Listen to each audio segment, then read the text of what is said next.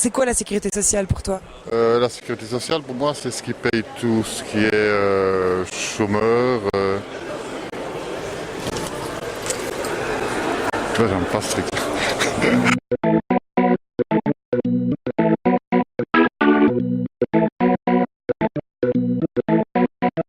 L'importance de la sécurité sociale, ben, c'est pour l'avenir des enfants, des gens, des travailleurs, des pensionnés, la mutuelle, voilà, c'est tout ça. L'important pour l'avenir, pour les travailleurs. Dans mon entreprise, on est peu sollicité, on est surtout peu informé, donc c'est vraiment un apprentissage, je pars de zéro. Donc je ne peux qu'apprendre aujourd'hui plein de choses parce que justement je n'ai pas vraiment de base de sécurité sociale, c'est très vaste, c'est très complexe, elle change beaucoup et donc au travers de quelques livres tu peux te renseigner, mais je compte beaucoup sur cette formation aujourd'hui en tout cas. C'est ma première année mandat CPPT, donc voilà, je suis preneuse pour les formations et pour vraiment m'y connaître un peu plus parce que c'est vrai que je suis pas, voilà, j'ai pas vraiment de base, donc voilà, j'attends beaucoup. D'une façon générale, on débarque dans ce milieu de syndicats avec zéro connaissance et c'est très frustrant la première année parce qu'il y a plein de domaines qu'on découvre et dans lesquels on se sent complètement idiot, quoi. Et ça, c'est assez difficile à vivre. Mais bon, voilà, des journées comme celle d'aujourd'hui apportent de l'eau au moulin. On essaie de nous diminuer. Déjà qu'on est déjà assez faible, on est dans une classe entre guillemets moyenne et on est en train de nous faire dériver vers, je vais dire, une classe sociale plus pauvre. Maintenant, honnêtement, pour moi, pour ma part, je pense qu'il faudrait voir plus haut et chercher l'argent où il y en a et pas chaque fois toujours chez nous. Le gros problème, c'est que on se mobilise plus assez et je trouve ça un peu, je vais dire, aberrant de tous les acquis qu'on a eus grâce à nos parents et à nos grands-parents et qu'on est en train de tout perdre au jour d'aujourd'hui, quoi. Il faut surtout pas qu'on y touche, c'est un des piliers de notre système et il faut se battre pour le garder tel qu'il est là, quoi. Je pense que l'argent public n'est pas très bien géré pour la sécurité sociale, donc on paye beaucoup de cotisations et les soins de santé ne sont pas toujours gérés à la vitesse qu'on voudrait, donc les riches peuvent se soigner et les moins nantis ne peuvent pas toujours se soigner comme il faudrait. Pour moi, c'est un partage qui est obligatoire parce qu'il y a quand même la précarité et il y a des gens qui sont dans le besoin et avec ça, grâce à ça, ils peuvent s'en sortir. Hein.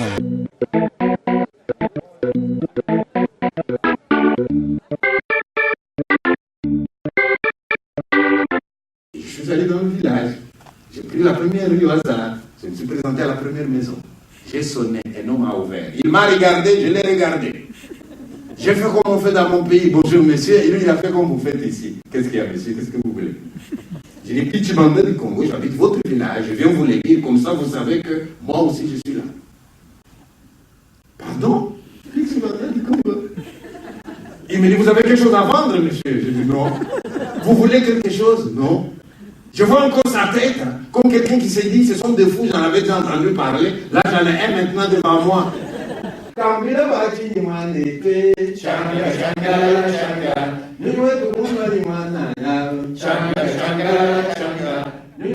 Cette solidarité qui est organisée, qui consiste à nous prendre de l'argent quand nous travaillons et à redistribuer aux autres. Je suis en train de me poser la question, et si on cessait de nous les prendre d'office et qu'on nous disait mettez dans la caisse, est-ce qu'on y mettrait spontanément? Est-ce que la solidarité ça doit être quelque chose d'obligatoire? La société s'organise pour dire on vous prend, on redistribue, ou bien il y a de la place pour les cœurs, il y a de la place pour les sourires? Conclusion, je voudrais que la solidarité que je vois en Europe, qui existe en Europe, reprenne un peu le visage, qu'il y ait les sourires, que je vois qui me donne un coup de main, que moi aussi je puisse donner un coup de main. Ça c'est la solidarité, oui. C'est quoi la Sécu? Ne perdons pas de vue, donc c'est une assurance. C'est une assurance qui est sociale.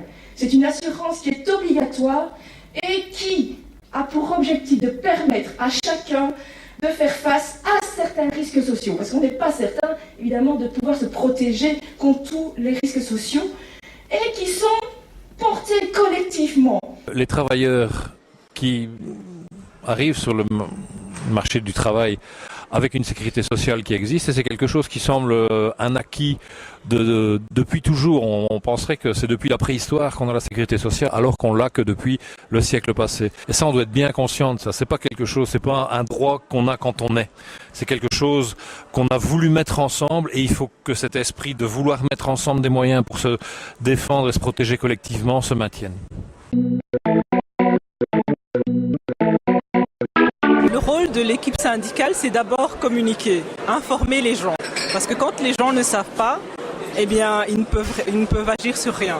Donc le premier rôle, ça serait d'aller vers ses collègues et de pouvoir communiquer sur cet aspect-là. Je pense que d'abord, c'est essayer de sensibiliser les gens à la question.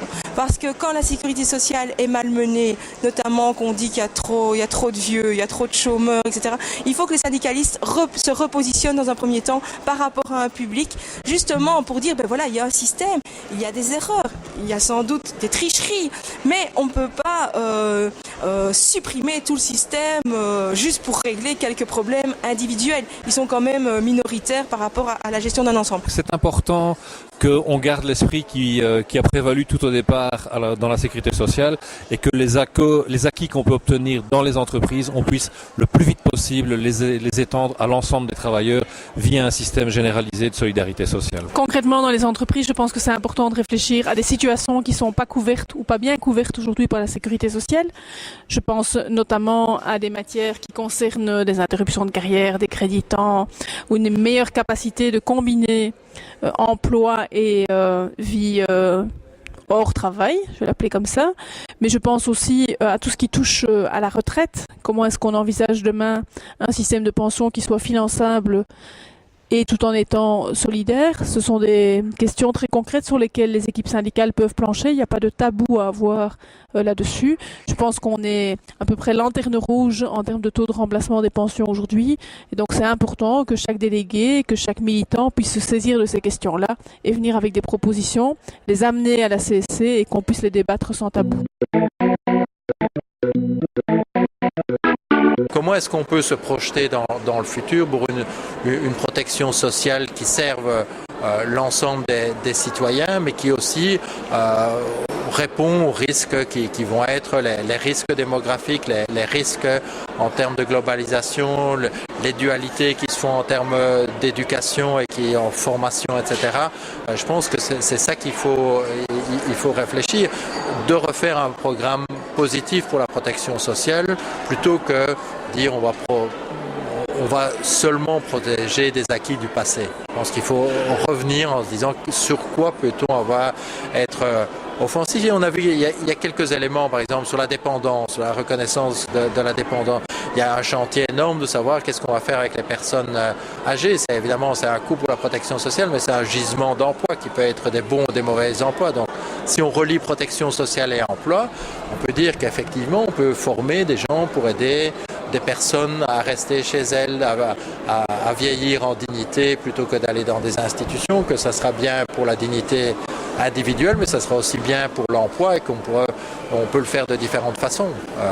Et je pense que c'est dans des thématiques comme ça du futur qu'on doit réfléchir et qu'on aura des meilleurs résultats si on le fait de façon collective que de façon individuelle.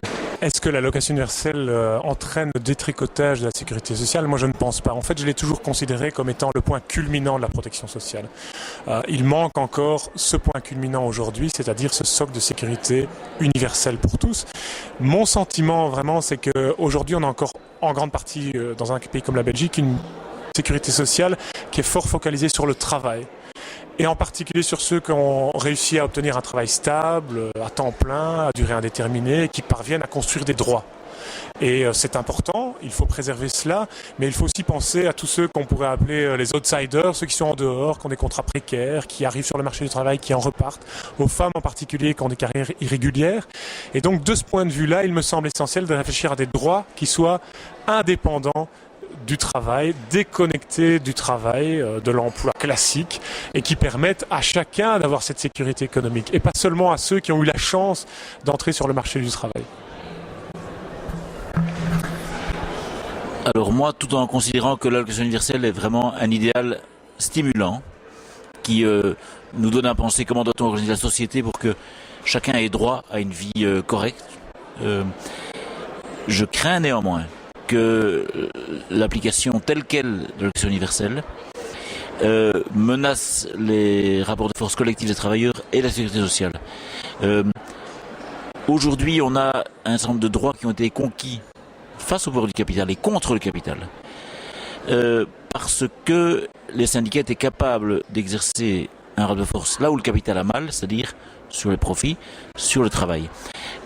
C'est possible quand il y a l'organisation collective, de l'organisation sur les salaires, etc.